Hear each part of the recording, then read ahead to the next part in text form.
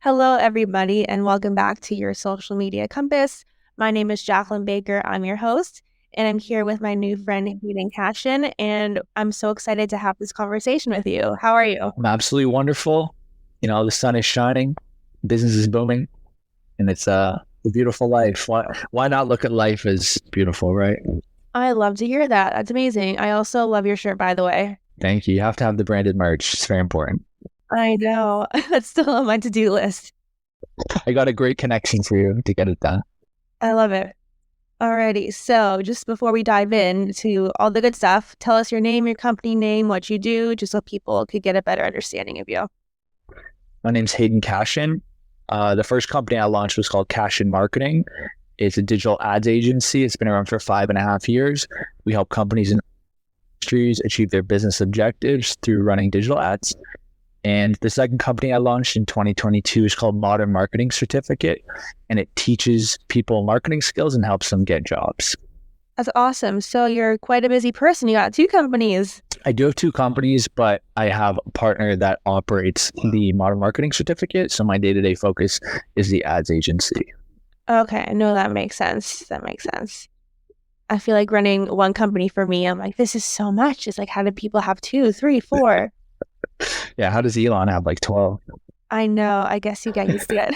What do you feel makes you unique, and how do you best support your clients? I think what makes me unique is simplifying complexity. I'm very good at hearing a lot of things and seeing the through line of like, oh, this is what needs to get done right here. And I'm also really fascinated with humans and how humans operate based on emotion, based on logic, how they make decisions, how cultures work. And so I think that naturally inclinates me towards marketing.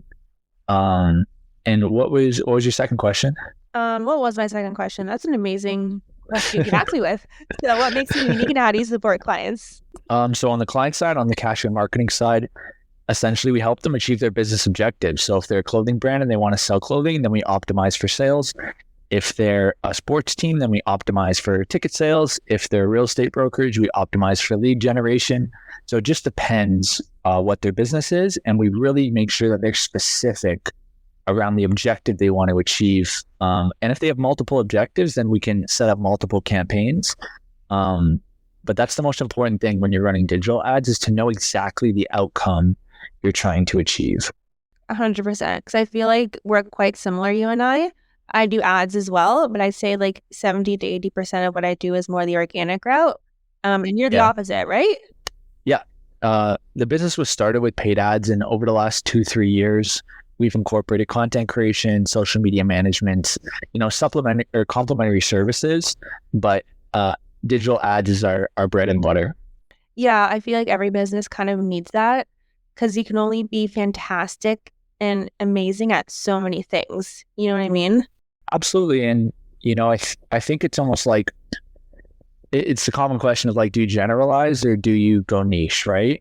And I think you almost do both, where it's like, this is our core focus. This is our core competency. This is what we exceed among everyone else at. And then we also have these other services that we're good at, but you can also work with other agencies that would be good at them as well. And I think it's important to be transparent and honest about your core competency and really be convicted about it. And then also have other offerings, because sometimes clients just enjoy working with you, enjoy working with your team, and they want to do the other services with you. Definitely, because I feel like we all want to work with people that we like and we get along with well. Because you're like, okay, I know, Hayden has my best interest at heart. He knows me. He knows like my vibe, my style, all that kind of stuff. Yeah. And I always give this advice to real estate agents. I go, look, when a regular person is trying to select who they're going to work with for a real estate transaction, obviously, if it's like their parent or a relative or a best friend, sure, maybe they'll just select that person. But if they're genuinely scanning the market for who they want to work with, what are they going to do? They're going to look at every single realtor that clearly sells homes and is good at what they do, because they look at their different profiles and they see sold, sold, sold, sold, right? But there's going to be a number of realtors that are able to show that. And so what's going to separate you is the other aspects of who you are and resonating with that person. So what's your energy like? What are your interests like? What's your branding like? These factors are actually what's going to drive the decisions when, the logical side is equal. 100%. No, I completely agree with everything you're saying. I totally agree. And that's also why consultations are so important, even if it's just like a 15-minute chat. Because in those 15 minutes, I feel like you could easily tell, okay, are we going to be a good fit? Do our personalities, vibe well? What's funny is right before I got on this podcast, from 3 to 3:30, I was on a sales call with this guy in Dallas who runs a chiropractic clinic. And I was on that call to close him for digital ad services. Literally, the first 20 minutes of the call, he mentions that he's doing a number of things, and he says stock market. And he's trying to figure something out. And I go, oh, like, what are you invested in? And then we had a 20-minute conversation about the stocks we're in, how we're seeing the market change, what we've been up to recently in the stock market. And literally, I had to go, listen, I have like a call at 3:30 in 10 minutes. Like, let me tell you about our ad services quickly. And like, but I could tell by the end of the call, I made a genuine relationship with him, because he goes, yeah, we're going to look at 4 or 5 different agencies that we're looking at to help grow this business. But I really enjoyed my time with you. I really enjoyed chatting with you. And like, please send me over the proposal. And I think on a human level, I certainly beat any of the other agencies in connecting with him. And now we'll just have to see how their service offerings and price offerings compare as well. Oh, I've had that happen to me so many times. I feel like that happens to me more often when the client's local, because then we'll chat about like, oh, the people we have in common, or the restaurants that we both really like, or even like what college we went to, that kind of thing. Of course. Yeah, it's very important. No, it's so important. Are most of your clients local, or are they all over? All over. Yeah. All over. Especially, so I actually moved to Toronto. So in Toronto, I actually don't know a lot of people. Only been here for a year and a half. I've been really working to build my network here and make some real friends. But yeah, most of our clients are in the US. Don't know why. It just happens that way. Yeah, for sure. I'm a pretty 50-50 split, I'd say, between Canada and the States. Yeah. Because sometimes like it's not uncommon for a client who lives in Canada to have a cousin who lives in the States, or has a friend who recently moved there or something, and they were free to their friends, and it's just like a whole cycle.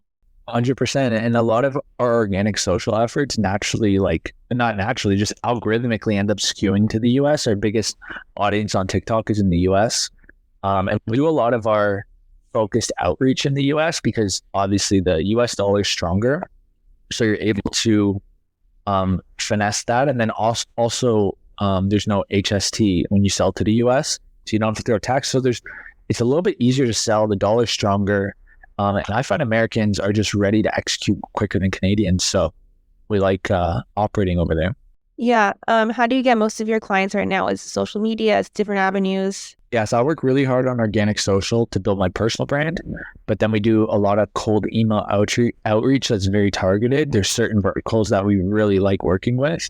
And so we'll go hard on the cold outreach to try to grow those verticals more. Do you use like a software? How do you do it? I hire people to go do it. So I don't know exactly how they do it, but they just fill my calendar and then I pay them. Oh, good. Yeah, no, cold email is great. Social media is great.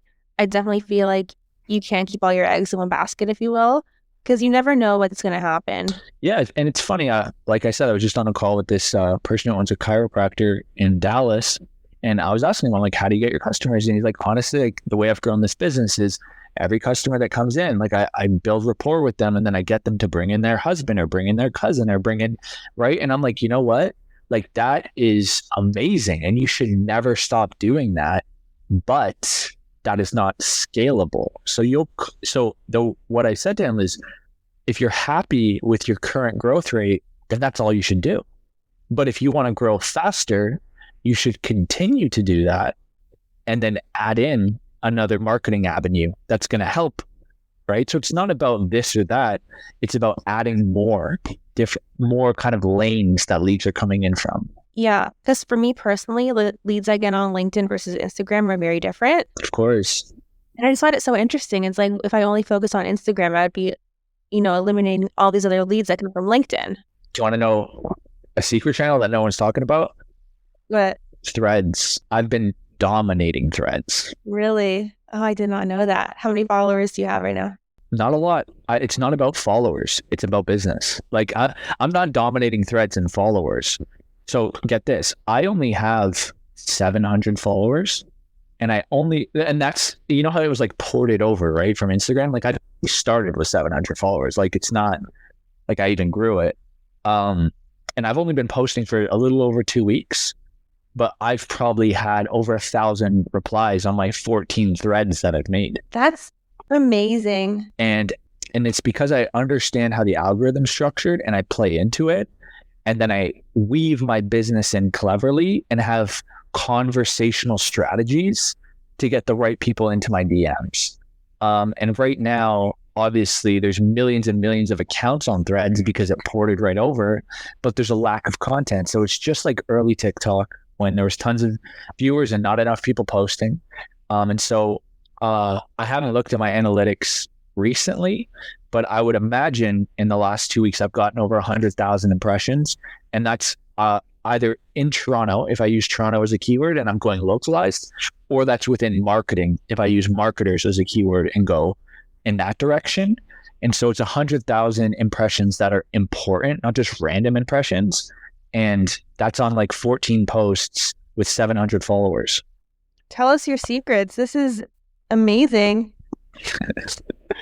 Okay. So there's 3 segments I go after. There's people in Toronto, so localized market. There's marketers, so people in the marketing industry. And then there's business owners. Okay. So what you want to do is you want to pick at least for me, I have 3 segments. So I want to pick one segment for a thread. I don't want to try to talk to multiple segments because the algorithm is not going to know where to place it. You want to make it very easy for the algorithm to place it. Okay. Then you something that people can comment on, that people can reply to, okay? Because threads wants conversations. So they don't want your thread to get a bunch of likes, but no replies. That's not what the algorithm's optimized for. They want people replying, okay? And then when people reply, you, as the person who posted, this is where you got to do a bit of work. You have to reply back. You have to participate in the conversation and even look for opportunities to keep it going. So ask a follow-up question and really keep it cooking, right? That's what makes your thread go from 500 views to 1,000 to 3,000 to 10,000 to 30,000. That's that replying from you and keeping it rolling, okay? And then the final thing is you want to be really clever in inserting your business and inserting opportunities. So you don't want to directly try to sell or do anything business related. You want to ask something that will segment people that matter to you, but then use the comment section to actually create the action you want. Okay.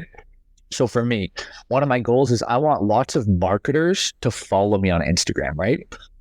And so I made a post because we needed to staff a project at my agency. I said, people in marketing, I forget exactly what I said, but people in marketing looking to staff a project, short form video creators and graphic designers. I run a marketing agency and we landed some big clients. And then I wrote like, drop your samples below, right?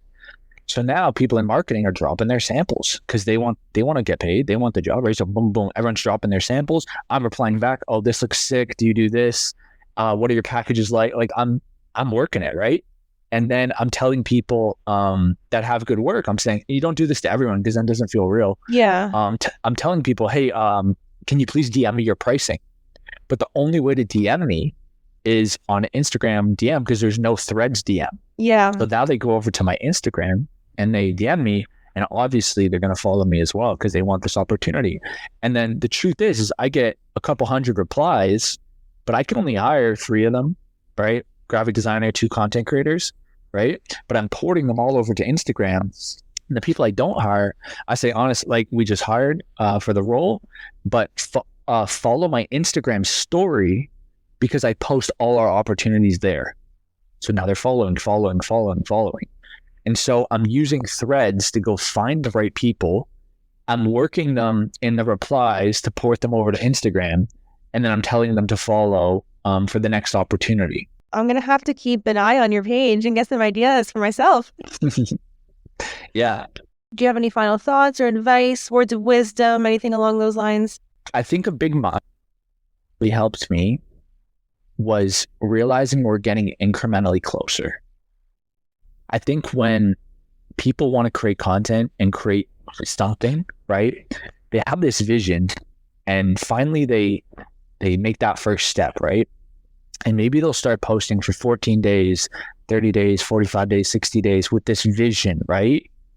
And if what they want to happen doesn't happen in that time frame, they kind of get down and they give up, right? The reframe I had was like every week we're going to refine, right?